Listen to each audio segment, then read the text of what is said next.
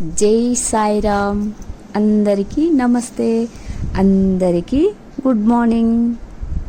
ఒక కథ చెప్పుకుందామా? ఒక ఊర్లో ఒక జాబ్ చేసేటటువంటి వ్యక్తి, అతనికి ఒక భార్య, 4 అబ్బాయిలు.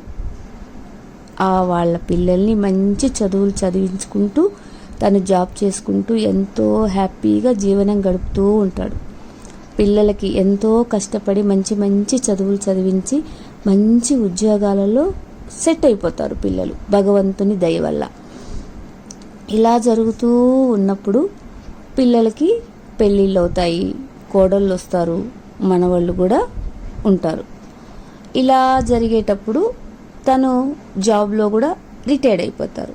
రిటైర్డ్ అయిపోయిన తర్వాత కొంతకాలానికి తన భార్య కూడా భగవంతుడి దగ్గరికి వెళ్ళిపోతుంది. అప్పుడు అతను ఒంటరి అయిపోతాడు. ఒంటరి అయిపోయేటప్పటికి తనను ఉన్నారు కదా 4 మగపిల్లలు, తల 3 నెలలు ఉండేటట్టుగా మాట్లాడుకుంటారు. మాట్లాడుకోగానే ఒక్కొక్కరు ఒక్కొక్క ఊర్లో సెట్ అయిపోయి ఉంటారు జాబ్ పర్పస్ మీద. అలా ఉన్నప్పుడు కొడుకుల దగ్గర ఉంటాడు. ఉన్నప్పుడు అతని వయసు ఎంత ఉంటుంది అంటే మ్యాక్సిమం 70 పైన ఉంటుంది. ఒక కొడుకు దగ్గర 3 నెలలు, ఇంకొక కొడుకు దగ్గర అలా ఉంటున్నప్పుడు మూడో కొడుకు దగ్గరికి వచ్చేటప్పటికి 70 సంవత్సరాలు అనగానే తనకు కళ్ళు సరిగా కనపడవు, ఒంట్లో సరి అయినటువంటి శక్తి ఉండదు, ముడతలు పడినటువంటి శరీరంతో ఏళ్ళ మీద ఎంచుకుంటూ ఉంటాడు. ఇంకెన్ని రోజులకి నేను చిన్న కొడుకు దగ్గరికి కాదు, చిన్న కోడలి దగ్గరికి వెళ్తానా అని క్యాలెండర్ చూసుకుంటూ లెక్క పెట్టుకుంటూ తన రోజుల్ని గడుపుతూ ఉంటాడు.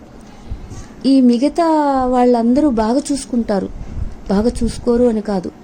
బాగా చూసుకోవడము అంటే విటమిన్ ఫుడ్ ఇవ్వడం కాదనమాట. ప్రేమగా తిన్నావా నాన్న అని పలకరించే ఒక ప్రేమ పిలుపు కోసం ఎంతో ఎదురు చూస్తూ ఉంటారు. కానీ ప్రస్తుత జీవన విధానంలో ఎవరి గదులు వాళ్ళకి, కనీసం ఇంట్లోకి ఎవరొచ్చారు, ఎప్పుడొచ్చారు, పలకరింపులు కూడా కరువైపోయాయి. అటువంటి వాళ్ళ మధ్యలో అతను జీవనం గడపాలి అంటే ఎంతో ఇబ్బందిగా ఉంటుంది. పోనీ టీవీ చూద్దామా అంటే మన వాళ్ళ చేతిలోంచి రిమోట్ రాదు, వాళ్ళు పెట్టింది చూసే అంత ఇది ఇతని దగ్గర ఉండదు. ఒంటరిగా ఒక గదిలోనే తను ఆ 3 నెలలు గడపాల్సి వచ్చి ఉంటుంది. కనీసం బయటికి వెళ్ళడం కానీ వేరే వాళ్ళతో మాట్లాడడం కూడా అతనికి ఉండదు. ఇంకా చిన్న కోడల దగ్గరికి ఎప్పుడెప్పుడు వెళ్తానా అని ఎంతో ఆశగా ఎదురు చూస్తూ ఉంటాడు. అనుకున్న 4 రోజులు అయిపోగానే చిన్న కోడల దగ్గరికి వెళ్ళాలి. ఈ మిగతా వాళ్ళ ఇళ్లల్లో ఉన్నప్పుడు వాళ్ళందరూ ఆఫీస్కి వెళ్ళిన తర్వాత తన బట్టలు తానే ఉతుక్కోవాలి. అది తను వాళ్ళు క్యారేజీలు ఎలా సెట్ చేసుకుంటారో తనకు కూడా టేబుల్ మీద సెట్ చేసి తినండి అని చెప్పగానే టైం మిషన్ లాగా వెళ్ళి తినడం జరుగుతుంది.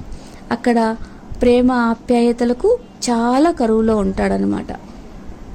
ఇలా జరుగుతున్నప్పుడు వాళ్ళ కొడుకు ఏం చేస్తాడు, వాళ్ళ చిన్న కోడల దగ్గరికి వెళ్ళాల్సిన డేటు వచ్చేటప్పటికి తనను తీసుకువెళ్ళి బస్టాండ్లో బస్సు ఎక్కిస్తాడు. ఎక్కించి వెళ్ళిపోతాడు. వెళ్ళిపోయిన తర్వాత తనని రిసీవ్ చేసుకోవడానికి వాళ్ళ చిన్న కోడలు వస్తుందన్నమాట. వచ్చేటప్పుడు ఇతను జర్నీలో ఆలోచిస్తూ ఉంటాడు. తన కళ్ళద్దాలు పగిలిపోయి ఉంటాయి. తన బట్టలు అంటే పంచెలు అన్నమాట తనే ఉతుక్కుంటాడు కదా, మురికి అవి పోయి ఉండవు, మురికి పట్టి ఉంటాయి. ఇవన్నీ చూస్తే ఈ చిన్న కోడలు అరుస్తుంది అని చెప్పేసి మనసులో ఒక బాధ అన్నమాట. సరే అని చెప్పేసి తనకేదో ఒక రకంగా చెప్పుకోవచ్చు అని బస్సులో ఎక్కి ప్రయాణం చేసిన తర్వాత బస్సు ఊరు చేరుకునేటప్పటికల్లా తన చిన్న కోడలు స్కూటీతో రెడీగా ఉంటుంది బస్సు దగ్గర. వాళ్ళ మామయ్య బస్సు దిగంగానే బాగున్నారా మామయ్య అని చెప్పేసి తన చేతిలోంచి బ్యాగ్ తీసుకొని బైక్ మీద అంటే స్కూటీ మీద పెట్టుకొని తనను చూసి చూడంగానే కళ్ళద్దాలే మావయ్య అని అడుగుతుంది. అడగంగానే లోపల బ్యాగులో ఉన్నాయిలేమ్మా అని చెప్తాడు. చెప్పంగానే అతను చెప్పేది అబద్ధమని తనకు అర్థమయ్యి ఒక్కసారి అలా కోపంగా చూస్తుంది.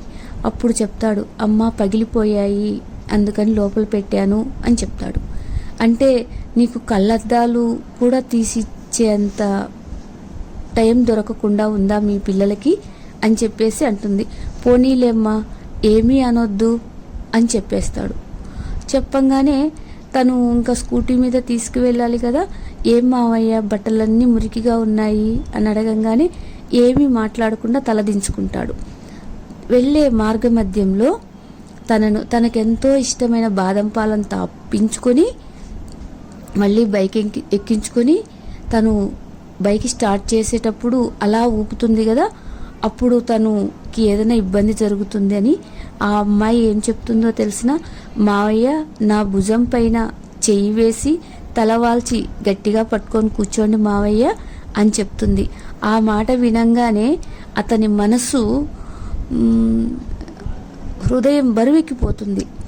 ఒక స్కూల్ నుంచి ఒక బిడ్డని ఒక తల్లి తీసుకురావాలి అన్నప్పుడు జాగ్రత్తగా కూర్చో, నన్ను పట్టుకొని కూర్చో అని ఒక తల్లి ఎంతో జాగ్రత్తగా చెప్తుంది కదా, అది గుర్తుకు వచ్చి తన కళ్ళల్లోంచి నీళ్ళు వచ్చేస్తాయి. అది గమనించిన కోడలికి మనసు ఎంతో బాధపడుద్ది. ఇంటికి తీసుకెళ్ళుద్ది. ఇంటికి తీసుకువెళ్ళంగానే వెంబడే దారి మధ్యలోనే కళ్ళ జోడు అదే కళ్ళు చూపించుకునే దగ్గర చూపించి ఆ అద్దాలకు ఆర్డర్ ఇచ్చి తనని ఇంటికి తీసుకెళ్తుంది. ఇంటికి తీసుకువెళ్ళంగానే తన బ్యాగ్ తీసి బ్యాగులోంచి ఓపెన్ చేసి మాసిపోయిన బట్టలు తీసేసి తన అద్దాలు పక్కన పడేసి, ఏం మావయ్య మీరు నిజం చెప్పండి, బట్టలు మీరే ఉతుక్కుంటున్నారు కదా అని అడుగుద్ది.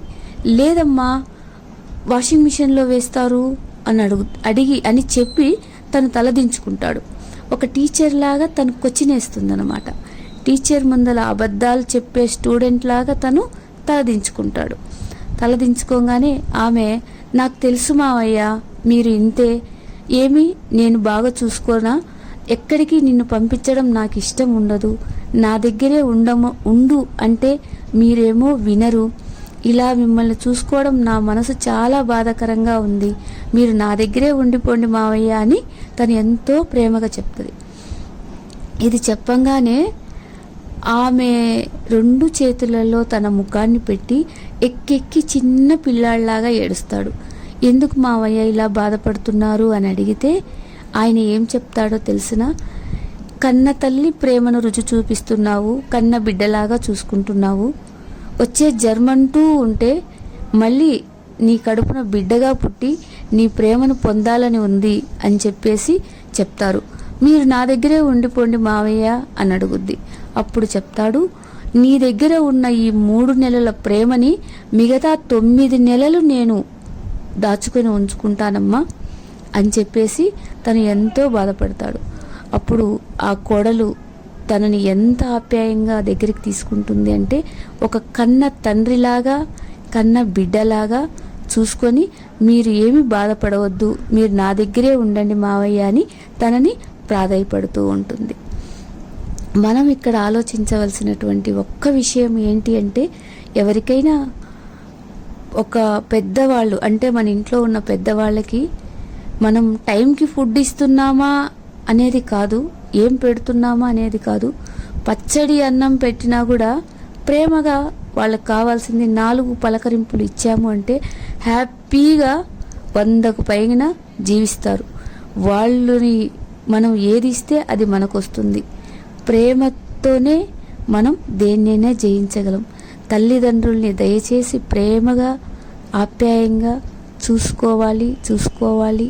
Thank you Sairam.